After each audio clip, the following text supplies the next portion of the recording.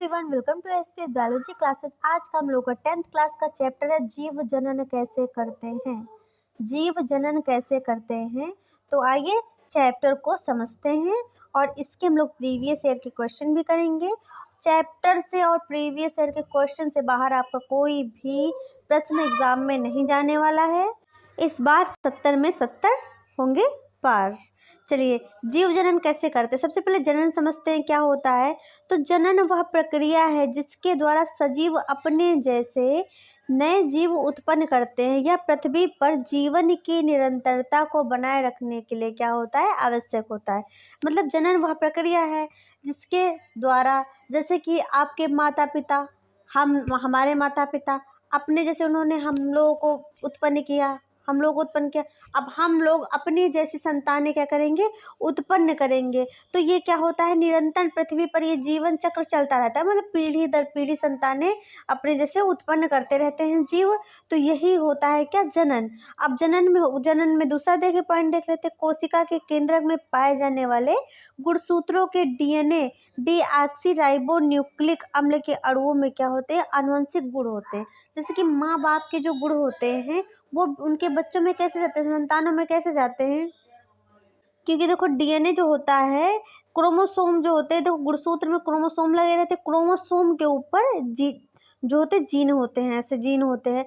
तो deoxy ribosome जो nucleic acid जो होता है, वो अणुओं में आनुवंशिक गुण उत्पन्न होते हैं। ठीक है, डीएनए प्रतिकृति बनाता है। मतलब प्रतिकृति का मतलब होता है कॉपी बनाना, अपनी जैसी ही दूसरी प्रतिकृति बनाना, तथा नई कोशिकाएं भी बनाता है। इससे कोशिकाओं में विभिन्नता उत्पन्न होती है। ये नई कोशिकाएं क्या होती है, एक समान होती है परंतु समरूप नहीं होती। एक समान तो होती हैं पर समरूप एक ही जैसे रूप की नहीं होती, अलग होती हैं, चेंजमेंट होता है।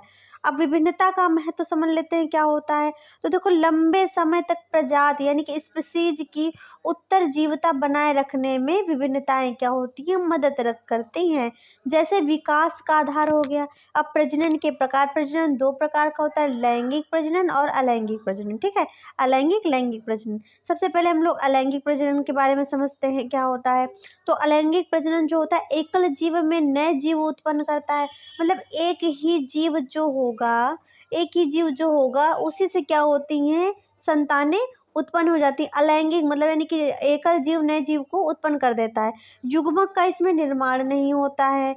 युग्मक यानी कि देखो अंड और जो जाइगोट होता है, ठीक है, जाइगोट को युग्मक कहते हैं। तो जो युग्मक जो जाइगोट होता है वो एग और स्पर्म के मिलने से बनता है। तो यहाँ पे युग्मक का क्या होता है, निर्माण नहीं होता है।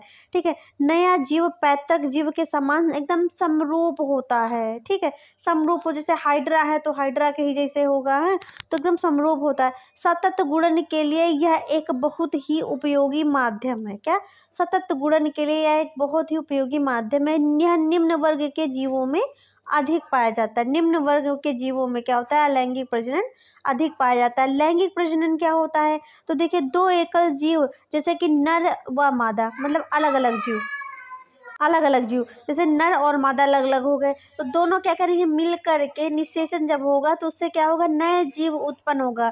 यानी कि देखो इसमें एग भी होगा, स्पर्म भी होगा, उसके बाद क्या होगा, जाइगोट बनेगा, फिर जाइगोट से क्या बनेगा, भ्रूण बनेगा, फिर संतान का क्या होगा, यहाँ पे विकास होगा। नर युग्मक मादा युग्मक बनते हैं। ठीक, इसमें क्या होता है, नर और मादा युग्मक बनते हैं। नया जीव आनुवंशिक रूप से पैतृक जीव के समान तो होता है पर समरूप नहीं होता।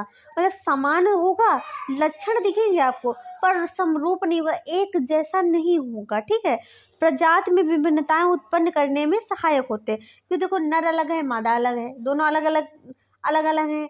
ठीक, दोनों अलग अलग जो होंगे, माता पिता की संतानें होंगी, तो दोनों में विभिन्नताएं होंगी और वो दोनों विभिन्नताएं क्या होगी, उनकी संतानों में आ जाती हैं। उच्च वर्गों के जीवों में पाया जाता है, जैसे गाय भैंस हो गई, ठीक है, मनुष्य हो गया, पक्षी हो गए, तो इसमें क्या होगा, लैंगिक जनन पाया जाता है। अब अलैंगिक जनन की विधियां कौन सी होती हैं। सबसे पहले विखंडन समझ लेते। इस प्रकार में एक कोशिका दो या दो से अधिक कोशिकाओं में क्या होगी, विभाजित होती है। विखंडन यानी कि खंडों में टूटना। ठीक है, अब इसका देखो, इसके प्रकार देख ले। द्विखंडन, जीव दो कोशिकाओं में विभाजित हो जाता है। क्या, जीव जो होता है वो दो कोशिकाओं में विभाजित हो जाता है। इसका सबसे अच्छा एग्जाम्पल क्या है, अमीबा है। ठीक है, अमीबा आप देखो, अब कैसे देखेंगे इसका, देखो ये अमीबा है। ठीक है, इससे क्या, ये बड़ा हुआ, फिर ये देखो इसमें ये न्यूक्लियस एक दिख रहा है, इसमें हल्का सा न्यूक्लियस इधर से हुआ। ठीक, फिर न्यूक्लियस क्या हुआ, दो में बट रहा है, यहाँ पे एकदम क्या हुआ, अलग हो गए, तो यहाँ पे दो जीव हो गए। ठीक है, एक जीव इधर हो गया, एक जीव इधर हो गया। मतलब ये जो न्यूक्लियस जो होता है, जैसे ये अमीबा है, इसके अंदर जो न्यूक्लियस होगा तो यही क्या होगा, दो भागों में बट जाता है। बहुखंडन क्या होता है, जीव बहुत सारी कोशिकाओं में विभाजित हो जाता है, जैसे प्लाज्मोडियम। ठीक है, जैसे प्लाज्मोडियम। अब खंडन क्या होता है, खंडन को देख लेते हैं। तो इस प्रजनन विधि में सरल संरचना वाले बहुकोशिकीय जीव विकसित होकर छोटे छोटे टुकड़ों में खंडित हो जाता है। ये टुकड़े वृद्धि करके नए जीव को विकसित करते हैं। यही जो छोटे छोटे खंडन, यानी कि खंडों में बट जाना, टुकड़ों में बट जाना। खंडन का मतलब होता है खंडों में बट जाना, टुकड़ों में बट जाना। ये बहुकोशिकीय में होता है, जैसे स्पाइरोगैरा। ठीक है, इसको माइक्रोस्कोप से देखने पे ये संरचना दिखती है। स्पाइरोगैरा आपके आसपास, जैसे कि जो बहुत ही इजीली मिल जाता है, जो काई लगी होती है, जो एल्गी लगी हुई होती है, तो हल्का सा देखोगे उसमें डंडे टाइप की संरचना होती है, तो वही होगी आपकी स्पाइरोगैरा। अधिकतर ये आपको हर जगह पे मिल जाएगी। ये फ्रेगमेंटेशन है, एच पीस है। ठीक है, और एग्जाम्पल फ्रेगमेंटेशन इज स्पाइरोगैरा। स्पाइरोगैरा के जो होते हैं वो टुकड़े होते हैं। पुनरुद्ध भवन यानी कि पुनर्जनन। ठीक है, पुनर्जनन यानी कि दोबारा से जन्म होना, दोबारा से कुछ ही निकलना।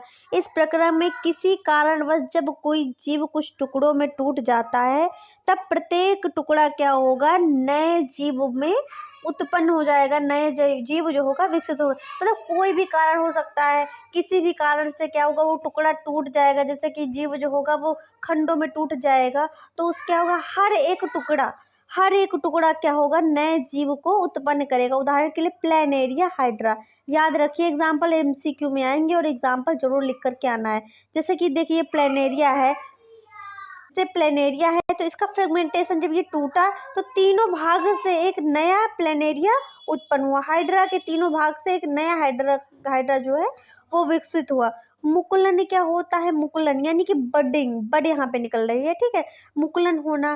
ठीक है, तो इस प्रक्रम में जीव के शरीर पर एक उभार उत्पन्न होगा। ठीक, उभार उत्पन्न होता है जिसे मुकुल कहते हैं, यानी कि जिसे बड कहते हैं। यह मुकुल क्या होगा, नन्हे जीव जो ये बड निकल रही है, या नन्हे जीव को विकसित हो करेगी तथा जनक से अलग हो जाएगी, विकसित कर देगी। और क्या होगी, ये जनक से अलग हो जाएगी, अलग हो जाती है, मतलब नया जो होगा वो पौधा बन जाएगा। ये जो जो इसके बाल नुमा संरचना दिख रही है, इसको टेंटिकल्स कहेंगे। ये उभरा हुआ भाग ही हाइड्रा है। ये क्या होता है, देखो हाइड्रा और ईस्ट जो खमीर होता है, इसमें ऐसा होता है। हाइड्रा में मुकुलन का बहुत ही अच्छा एग्जाम्पल है। अब बीजाणु समासंग क्या होता है, तो कुछ जीवों के तंतुओं के सिरे पर बीजाणु धानी बनती है। ठीक, देखो सिरे पे क्या होती है, बीजाणु धानी बन रही है, जिनमें बीजाणु होते हैं। बीजाणु गोल संरचना होती है, बीजाणु जो होती है गोल संरचना होती है, ऐसे होती है, गोल गोल दिखेंगे आपको, जो एक मोटी भित्ति में क्या होते हैं, संरक्षित रहते हैं। अनुकूल परिस्थितियां मिलने पर बीजाणु क्या करते हैं, वृद्धि कर देते हैं। ठीक, वृद्धि करने लगते हैं और वृद्ध करने लगते हैं। ठीक, वृद्ध करने के बाद जो ये थैली होती है जिसमें रंचित होते हैं, ये फट जाते हैं, स्पोर बाहर निकल जाते हैं। जैसे कि राइजो देखो, ये जैसे आपको दिख रहा है। ठीक है, ये बीजाणुधानी है। ठीक है, तो इसमें क्या है, देखो ये स्पोरेंजियम है। ठीक है, ये स्पोरेंजियम है, ये स्पोरेंजियम फोर्स है, यानी कि इरेक्ट हाइफा है। ये स्टोन दिख रही है, जो जड़े नुमा पत्ते पत्ते धागे नुमा संरचना दिख रही है, तो इसको राइजोइट्स कहेंगे। और ये क्या है, स्पोर्स फूटी तो इससे निकले। ठीक है, अब कायिक प्रवर्धन क्या होता है, कायिक प्रवर्धन क्या होता है, तो कुछ पौधों में नए पौधों का निर्माण होता है, उसके कायिक भाग जैसे जड़, तना, पत्तियां आदि से होता है, इसे कायिक प्रवर्धन कहते हैं। कायिक प्रवर्धन मतलब जैसे ये पौधा है, ठीक है, पत्तियां हो गई, ये तना हो गया, इसकी जड़ें हो गई, ये इसका फूल हो गया, तो इनके किसी भी भाग से नया पौधा उत्पन्न होगा, इसको कहेंगे कायिक प्रवर्धन। प्राकृतिक विधियां कौन सी हो गई, जैसे जड़ के द्वारा डहलिया शकरकंदी निकलती, तने के द्वारा आलू अदरक बनते हैं, पत्तियों के द्वारा ब्रायोफिलस की पत्तियों की कोर पर कलियां होती हैं जो जो कलिकाएं होती हैं वो विकसित होकर नया पौधा बना देती हैं। मतलब जो ये कलियां होती हैं पत्तियों के कोर पे निकलती हैं, वही विकसित होकर नए पौधे का जन्म देती। कृत्रिम विधियों के द्वारा जैसे रोपण आम का होता है, देखो कर्तन छोटी छोटी डंडी काट ली जाती हैं, कलम कर ली जाती है, कलम करके गुलाब की लगा दिया जाता है। और ये देखो लेयरिंग क्या होगा, लेयरिंग जो होगी वो चमेली की होगी। ऊतक संवर्धन देखते क्या होता है, ऊतक संवर्धन। तो ऊतक संवर्धन देखिए, इस विधि में शाखा के सिरे से कोशिकाएं लेकर उन्हें पोषक माध्यम में रखा जाता है। ये कोशिकाएं गुणन कर कोशिकाओं के गुच्छे जिसे कैलस कहते हैं में परिवर्तित हो जाती हैं। कैलस को हार्मोन माध्यम में रखा जाता है, जहां उसमें विभेदन होकर नए पौधे का क्या होता है, निर्माण होता है, जिसे फिर क्या किया जाता है, मिट्टी में रोपित कर दिया जाता है। जैसे आर्किक हो गया, सजावटी पौधे हो गए। कायिक संवर्धन के लाभ क्या होते हैं ये देख लेते हैं। तो देखिए, बीज उत्पन्न न करने वाले पौधे जैसे केला, गुलाब आदि के नए पौधे बन सकते हैं। ठीक है, नए पौधे आनुवंशिक रूप से जनक के समान होते हैं। बीज रहित फल उगाने में मदद मिलती है। पौधे उगाने का जो सस्ता और आसान तरीका होता है कायिक संवर्धन। ठीक है, लैंगिक प्रजनन के लाभ देख लेते हैं। लैंगिक प्रजनन नर व मादा युग्मक के मिलने से होता है। नर व मादा युग्मक के मिलने के प्रक्रम को क्या कहते हैं, निषेचन कहते हैं। जब नर और मादा मिलते हैं तो इस प्रक्रिया को निषेचन कहा जाता है। संतति में विभिन्नताएं उत्पन्न होती हैं, क्योंकि माँ बाप अलग अलग हैं। जब निषेचन होगा तो दोनों के गुण होते हैं वो संतान में आते हैं। पुष्पीय पौधों में लैंगिक जनन देखते हैं। तो फूल पौधों का जनन अंग होता है। जो फूल होता है वो पौधों का जनन अंग होता है। ठीक है, फूल क्या होगा भाई, अपना कलर दिखा के भौरों को क्या करेगा, आकर्षित करेगा। ठीक है, तो फूल पौधे का जनन अंग होता है। जो फूल होता है, ठीक है, ये क्या करेगा भैया, कलर दिखा करके भौरों को आकर्षित करेगा। उनके पैरों में जो होंगे पुमंग लगे होंगे, उनसे क्या होगा, इसमें फर्टिलाइजेशन की प्रोसेस होती है। फूल का भाग कौन कौन सा होता है, देखिए फूल का जो भाग होता है वो देखो, बाह्यदल होती, पंखुड़ी होती, स्त्री केसर एवं पुंकेसर होते हैं। ठीक है, फूल के प्रकार उभयलिंगी होते हैं, एकलिंगी होते हैं। उभयलिंगी स्त्री केसर व पुंकेसर दोनों उपस्थित होते हैं।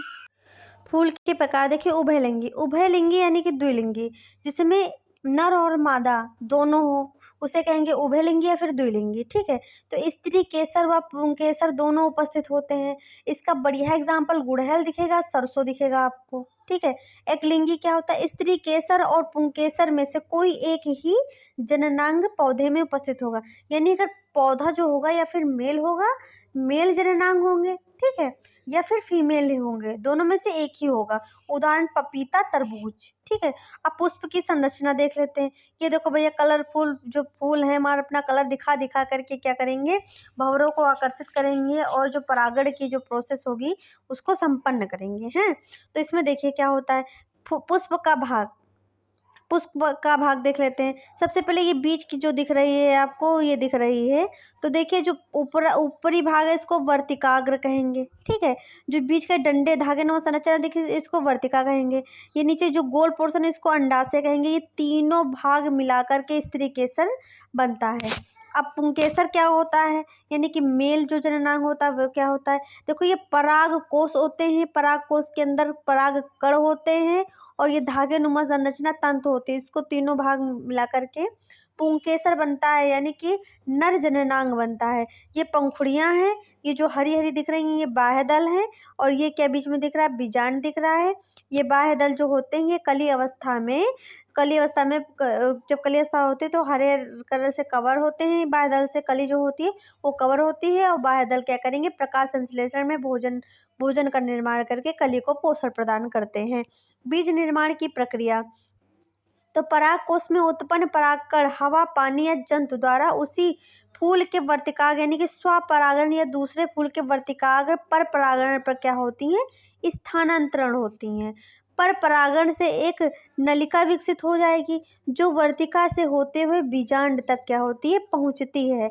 अंडाशय के अंदर नर व मादा युग्मक का क्या होता है, निषेचन होता है तथा युग्मनज का निर्माण होता है। युग्मनज में विभाजन होकर भ्रूण का निर्माण होता है। बीजांड से एक कठोर आवरण विकसित होता है। ठीक है, जो आवरण विकसित होता है वही क्या होता है, बीज में बदल जाता है। ठीक है, अंडाशय जो होगा वो फल में बदल जाएगा तथा फूल के अन्य भाग जो होंगे वो झड़ जाएंगे, ठीक है, वो झड़ जाएंगे। अब देखते हैं वर्तिकाग्र पर परागकणों का अंकुरण कैसे होता है। तो ठीक है, तो ये परागकण है, ठीक है, परागकण क्या हो यहाँ आए और ये इसमें चिपचिपका म्यूकस जैसा पदार्थ होता है, इस नलिका से यहाँ पर आए, यहाँ पे क्या होगा, निषेचन होगा। ये परागकण है, ये वर्तिकाग्र है, ठीक है, नर युग्मक इसके अंदर आया और ये क्या है, पराग नली। अगर पूछा जाए क्वेश्चन परागकण कहाँ से आते हैं, तो पराग नली से अंदर आते हैं। क्या अंडाशय है, यहाँ पे मादा युग्मक, यहाँ पे निषेचन की क्रिया संपन्न होगी, उसके बाद बीज बनेगा। मानव जनन देख लेते हैं। तो मानवों में लैंगिक जनन होता है। लैंगिक परिपक्वता जो होती है वो जीवन का वह काल होता है जब नर में जो होता है शुक्राणु बनते हैं और मादा में अंडाणु बनने की क्रिया जब शुरू होती है तब लैंगिक परिपक्वता आती है। लैंगिक परिपक्वता आती है किशोरावस्था में जो होता है, जब किशोरावस्था जिसको यौनारंभ कहते हैं, तब ये प्रक्रिया होती है कि लड़कियों की आवाज़ पतली होती है, मीठी होती है, लड़कों की आवाज़ मोटी होती है। लड़कों में जो होते हैं गुप्तांगों पे बाल आते हैं, लड़कियों में भी गुप्तांगों पे बाल आते हैं और लड़कों में शुक्राणु जो होते हैं वो बनना चालू होते हैं। और दूसरी बात क्या होती है, लड़कियां जब पैदा होती हैं तब भी क्या होता है, जन्म के समय ही लड़कियों के जो होते हैं, लड़कियों के जो ओवरी होते हैं उसमें अंडाणु होते हैं। पर लड़कों में क्या होता है, ये जो होता है 12 से 16 उम्र की अवस्था जब होती है तब वहाँ पे शुक्राणु बनना चालू होते हैं। यौनारंभ पर परिवर्तन देखिए क्या क्या होते हैं। तो किशोरों में एक समान होने वाले परिवर्तन देखो, खांग व जननांगों के पास गहरे बाल उगेंगे, ठीक है, तो तैलीय होगी और मुहासे निकलेंगे। जो गुप्तांग होंगे उनके कलर क्या, उनका कलर रंग कैसा होगा, गाढ़ा हो जाएगा, डार्क होता है। लड़कियों में क्या होता है, स्तन में होगी, आकार में वृद्धि होती है और रजोधर्म स्त्रावित होता है, आवाज़ पतली होती है। लड़कों में क्या होंगे, एक समान पहले हम लोगों ने देखे, अब अलग अलग देख रहे हैं। लड़कों में होंगे चेहरे पर दाढ़ी मूछें निकलेंगी, आवाज़ जो होती है वो फट जाती है। ये परिवर्तन संकेत देते हैं कि लैंगिक परिपक्वता हो रही है, यानी कि जो है बच्चे जो हैं वो किशोरावस्था में पहुंच गए हैं और वो जननक्षम होने लगे हैं। नर जनन तंत्र देख लेते हैं क्या होता है। तो वृषण, वृषण उदर गुहा के बाहर, ठीक है, सबसे पहले नर जनन तंत्र में वृषण है। तो वृषण उदर गुहा के बाहर वृषण कोष में उपस्थित होते हैं। वृषण कोष का तापमान तुलनात्मक रूप से कम होता है। मनुष्य की बॉडी का टेम्परेचर 37 सेंटीग्रेड होता है, तो उससे उसका कम होता है। इस वजह से क्या होती है, जो टेस्टिस होती हैं वो जो होती है पैल्विक एरिया होती है उसके बाहर होती हैं, ठीक, लटकी हुई होती है। शुक्राणु बनने के लिए टेम्परेचर जो होता है वो कम होगा। अगर टेम्परेचर बॉडी टेम्परेचर के अकॉर्डिंग वहाँ का टेस्टिस का होगा तो उसमें शुक्राणु जो होंगे वो जीवित नहीं रहेंगे। नर युग्म शुक्राणु यहाँ पर बनते हैं, ठीक है, यहाँ पे नर युग्म जिसे शुक्राणु कहते हैं, स्पर्म कहते हैं, वो वहाँ पे बनते हैं। वृषण ग्रंथि जो होती है वो टेस्टोस्टेरोन नामक हार्मोन्स उत्पन्न करती है और टेस्टोस्टेरोन का कार्य होता है शुक्राणु का नियंत्रण करना, उत्पादन करना। लड़कों में क्या, यौनारंभ परिवर्तन, यानी कि जो द्वितीयक लक्षण होते हैं, दाढ़ी मूछ निकलना, आवाज़ भारी होना, ठीक है, और सीने का चौड़ा होना, तो ये सब चीज़ें क्या होती हैं, इनमें कार्य करता है। शुक्रवाहिनी जो होती है, शुक्रवाहिनी जो होती हैं ये शुक्राणुओं को वृषण से शिश्न तक पहुँचाती है। वृषण जो होते हैं टेस्टिस से शिश्न तक पहुँचाती है शुक्रवाहिनी। मूत्र मार्ग जो होता है यह मूत्र और वीर्य दोनों के बाहर जाने का मार्ग होता है। जो छेद होता है उसमें क्या होता है, यहाँ से यहाँ पे जो छेद होता है जो होता है तो उसमें क्या होगा, वीर और जो वीर और जो मूत्र होगा वो एक ही छिद्र से बाहर निकलता है। बाहरी आवरण के साथ इसे शिश्न कहते हैं। संबंधित ग्रंथियां जो होती है, शुक्राशय ग्रंथि जो होती है, प्रोस्टेट ग्रंथि अपने स्त्राव जो होगी शुक्रवाहिनियां में डालते हैं, ठीक है, इससे क्या शुक्राणु तरल माध्यम में आ जाता है या उन्हें क्या होता है, पोषण प्रदान होता है, उनके स्थानांतरण में सहायता करते हैं। शुक्राणु जो होती हैं, शुक्राणु तथा ग्रंथियां का स्त्राव मिलकर क्या होता है, वीर्य बनाते हैं। अब इसका डायग्राम देख लेते हैं। डायग्राम को जरूर प्रैक्टिस कर लेना क्योंकि जो डायग्राम होता है वो एग्जाम में पूछा जाता है, 2 या 3 नंबर का, कभी कभी 4 नंबर का भी आ जाता है ना। तो मानव नर जनन तंत्र देख लेते हैं, ठीक है। तो ये देखो जो बाहर का भाग दिख रहा है तो इसको शिश्न कहेंगे, जो ये मुड़ा भाग दिख रहा है इसको शिश्न मुंड कहा जाता है, ठीक है। और ये क्या है, ये जो नली दिख रही है इसको मूत्र मार्ग कहेंगे, यही छिद्र होता है, इससे स्पर्म और जो यूरिन होता है दोनों बाहर मतलब यानी कि आते हैं, स्खलित होते हैं। और जो ये खोल जैसे संरचना दिख रही है इसको वृषण कोष कहेंगे और इसके अंदर जो ये संरचना दिख रही है इसको वृषण कहेंगे, टेस्टिस कहेंगे। ये जो संरचना दिख रही है इसको प्रोस्टेट ग्रंथि कहेंगे, येलो कलर की, ये क्या है, मूत्राशय है, ठीक है। और ये जो नलिका दिख रही है मूत्र नलिका है, इसको कहेंगे शुक्राशय, ठीक है। और ये क्या है जो पतली सी लगी है इसको शुक्रवाहिनी कहा जाता है। मादा जनन तंत्र पढ़ लेते हैं। मादा जनन तंत्र क्या होता है? अंडाशय, मादा युग्मक अथवा अंड कोशिका का निर्माण जो होता है अंडाशय में होता है। लड़की के जन्म के समय ही अंडाशय में हजारों अपरिपक्व अंडे होते हैं। यौनारंभ पर इनमें से कुछ अंडे क्या होते हैं? परिपक्व होने लगते हैं। दो में से एक अंडाशय द्वारा हर महीने एक परिपक्व अंड उत्पन्न होता है। मतलब जैसे दो ओवरियां होती हैं, दो ओवरियां हो गई तो हर महीने एक ओवरी काम करेगी, ये वाली रेस्ट करेगी। ठीक, जैसे कि ये अभी हम लोग इस चैप्टर को पढ़ रहे हैं तो मंथ नवंबर चल रहा है। ठीक है, नवंबर में इससे अंडोत्सर्ग हुए तो दिसंबर में इससे होगा। ठीक है, समझ में आ गया? तो इससे होगा तो अंडाशय जो होगा एस्ट्रोजन और प्रोजेस्टेरोन नामक हार्मोन्स को उत्पन्न करता है। अंडवाहिका जिसको फैलोपियन ट्यूब कहते हैं। तो अंडाशय द्वारा उत्पन्न अंड जो होगा वो कोशिका को गर्भाशय तक स्थानांतरण करती है। अंड कोशिका व शुक्राणु का निषेचन यहाँ पर होता है। गर्भाशय यह एक थैलीनुमा संरचना होती है जहाँ पर शिशु का क्या होता है? विकास होता है, डेवलपमेंट होता है। गर्भाशय ग्रीवा जो होती है योनि द्वार द्वारा बाहर खुलती है। इसका संरचना देख लेते हैं, इसका भी डायग्राम प्रैक्टिस कर लेना। ये जो है अंडवाहिका यानी कि फैलोपियन ट्यूब है, ये अंडाशय हैं, दो अंडाशय हैं, दो ओवरियां हैं, इसको कहेंगे गर्भाशय कहेंगे। ये गर्भाशय ग्रीवा है, इसको कहेंगे योनि कहेंगे। ठीक है, इसको योनि कहा जाएगा। जब अंड कोशिका का निषेचन होता है तब क्या होता है? तो निषेचित अंड युग्मनज कहलाता है जो गर्भाशय में रोपित होता है। गर्भाशय में रोपण के पश्चात युग्मनज विभाजन व विभेदन होता है तथा भ्रूण का क्या होता है? निर्माण होता है। प्लेसेंटा जो होता है यह विशिष्ट ऊतक होता है जिसकी तस्तरी नुमा संरचना होती है। ठीक है, और गर्भाशय में यह दशा होता है। ठीक, गर्भाशय के अंदर जब बच्चा होता है तो बच्चे से ही प्लेसेंटा जुड़ा होता है। जैसे ये बच्चा है, ठीक है, इसकी नाभि से ये प्लेसेंटा जुड़ा हुआ होता है। यही क्या करता है? प्लेसेंटा जो करता है न्यूट्रिशन प्रदान करता है बच्चे को। ठीक है, माँ के रक्त से ग्लूकोज ऑक्सीजन से पोषण प्रदान होता है भ्रूण को, एम्ब्रियो को मिलता है। भ्रूण द्वारा उत्पादित अपशिष्ट जो होता है उसका निपटान जो होता है माँ के रुधिर में होता है।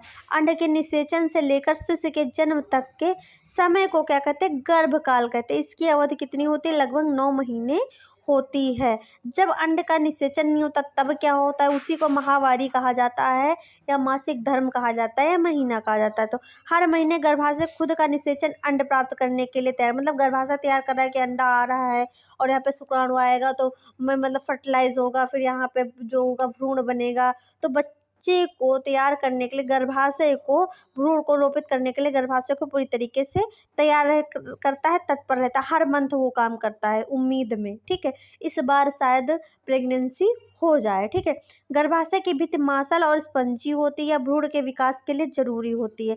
निषेचन नहीं होता है तो इस भित्ति की आवश्यकता नहीं रहती है और यह परत धीरे धीरे टूट करके, ठीक है, यही परत जो होती है धीरे धीरे टूट करके रक्त व म्यूकस के माध्यम से क्या होती है? बाहर निकलती, जिसको कहेंगे रजोधर्म आया है, मासिक आया है, पीरियड आया है, महीना आया। ठीक है, यह चक्र लगभग यह चक्र क्या होता है? लगभग हर महीने में एक बार जरूर होता है। ठीक है, और इसे ऋतुस्राव या रजोधर्म कहते हैं। 40 से 50 वर्ष की उम्र बाद क्या होता है? अंडाशय अंड उत्पन्न होना बंद हो जाएंगे, फलस्वरूप रजोधर्म क्या होता है? बंद हो जाता है। इसे रजो निवृत्त कहेंगे। जब रजोधर्म आएगा तो उसको रजो दर्शन कहेंगे, और जब रजोधर्म 45 से 50 साल की उम्र में बंद हो जाएगा तो उसको रजो निवृत्त कहेंगे, यानी कि मासिक धर्म से यहाँ पे छुटकारा मिल गया। ठीक है, जनन स्वास्थ्य क्या होता है? तो जनन स्वास्थ्य का अर्थ है जनन से संबंधित सभी आयाम जैसे शारीरिक, मानसिक, सामाजिक एवं व्यवहारिक रूप से स्वस्थ होना। रोगों को लैंगिक संरक्षण जिसे एसटीडीएस कहते हैं। ठीक है, तो अनेक रोगों का लैंगिक संचरण भी हो सकता है, जैसे सेक्स के दौरान जो होते रोग होते हैं तो कौन? गोनेरिया होता है, सिफिलिस होता है, और विषाणु जनित जैसे मसा, वाट्स, एचआईवी हो गया, एड्स हो गया। ठीक है, कंडोम के उपयोग से इस रोग का संचरण कुछ सीमा तक मतलब यानी कि बंद हो जाएगा। सेक्स के दौरान अगर जो मेल है या फिर फीमेल है दोनों का अगर कंडोम का उपयोग कर रहे हैं, दोनों में से कोई एक कंडोम का उपयोग कर रहा है तो वहाँ क्या होंगे? जो ये लैंगिक जो रोग होते हैं तो क्या होंगे? उनकी वो जो होंगे इन्फेक्शन नहीं होगा एक दूसरे से। ठीक है, गर्भ निरोध क्या होता है? गर्भधारण को रोकने के लिए जो युक्त अपनाई जाती है, जैसे कि टैबलेट हो गई, कंडोम हो गया, कुछ युक्तियां हो, आईयूटी हो गई, तो ये क्या होती हैं? गर्भ निरोध कहलाती हैं। गर्भ निरोध के प्रकार जो है तो यांत्रिक अवरोध, शुक्राणु को अंड कोशिका तक नहीं पहुंचने दिया जाता है, उदाहरण के शिशिन को ढकने वाला कंडोम। ठीक है, मतलब यानी कि जो निषेचन के दौरान या सहवास के दौरान जो होता है तो क्या पुरुष अपने पुरुष अपने शिश्न पे क्या करता है, कंडोम को पहन लेता है। योनि में रखे जाने वाले सर्वाइकल कैप होते हैं, ठीक, सर्वाइकल कैप भी होते हैं। रासायनिक तकनीक क्या होती है, मादा में अंड को ना बनने देना, इसके लिए दवाई ली जाती है, ठीक है, जो हार्मोन्स को संतुलन को क्या कर देती, परिवर्तित कर देती, जैसे मालाडी हो गई, ठीक है, और सहेली, ये सब टैबलेटें ली जाती हैं। इनके अन्य प्रभाव, विपरीत प्रभाव भी हो सकते हैं। अब बताइए जो सहेली टैबलेट है वह कहाँ की निर्माण की गई है, लखनऊ, ठीक है, मुरादाबाद, उन्नाव, कानपुर, बरेली, जो आप जहाँ से देख रहे हैं, कहीं से भी आप देख रहे हैं तो बताइए कहाँ की सहेली जो है टैबलेट वो बनाई गई है, कमेंट सेक्शन में कमेंट करके बताइए। आईयूसीडी, ठीक, इंट्रायूटेराइन कॉन्ट्रैसेप्टिव डिवाइस क्या होती है, ठीक है, तो इसमें क्या होती है, लूप या कॉपट्टी जिसको कहते हैं, गर्भाशय में इसको रोपित किया जाता है, जिससे क्या होता है, गर्भधारण नहीं होता है। शल्य क्रिया तकनीकी, मतलब एकदम फिक्स जो नसबंदी, पुरुषों में शुक्रवाहिकाओं को रोक कर मतलब यानी जो पुरुष होते हैं उसमें क्या होता है, जो शुक्रवाहिनियाँ होते हैं जिनसे जिनसे शुक्राणु बनते हैं, उनको क्या कर दिया जाता है, उनको जैसे कि काट दिया जाता है या फिर कुचल करके बांध दिया जाता है, तो वहाँ क्या होगा, शुक्राणु जो होते हैं वो स्थानांतरित नहीं होते, मतलब सीमन तो निकलेगा पर उसमें शुक्राणु नहीं होते हैं। वैसे होता है औरतों में होता है, ठीक है, नलबंदी जिसको ट्यूबेक्टोमी कहते हैं, ठीक है, उसमें क्या होता है, जो अंडवाहिनियाँ होती हैं उसको काट करके बांध दिया जाता है। ये होती है एकदम परमानेंटली कि बच्चे होंगे नहीं। इससे क्या होता है, लूप हटा दिया 4 या 5 साल के बाद तो अपना प्रेगनेंसी जो कंसील करना चाहता है तो अपना ले सकता है। पर ये होती हैं, ये बिल्कुल एकदम फिक्स कि एक बार जो कट गया तो कट गया, दोबारा कोई पाइपलाइन तो है नहीं कि जोड़ दो दोबारा से पानी आने लगे। इसमें क्या होता है, प्रेगनेंसी होती ही नहीं है। तो ये चैप्टर हम लोगों का यहाँ पे फिनिश हो गया। अगर आपको मेरी क्लास अच्छी लगी तो मेरे चैनल को लाइक शेयर एंड सब्सक्राइब करें। मिलेंगे नेक्स्ट चैप्टर्स के साथ। Thanks for watching.